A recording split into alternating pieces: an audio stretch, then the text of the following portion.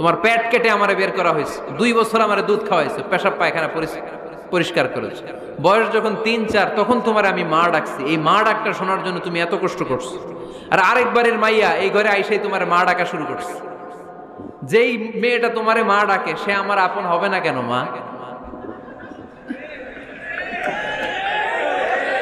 ঠিক কিনা?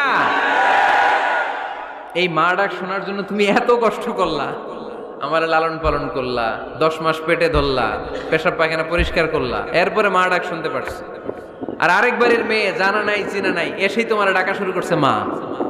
তো যে আমার মারে মা ডাকে তার স্থান তো আমার কলিজায়, ঠিক কিনা? শাশুড়ি আম্মারা যারা আছেন প্লিজ বৌমাদেরকে কষ্ট দিয়েন না। অনেক শাশুড়ি আছে পান থেকে চুন খসলে রেগে যায়,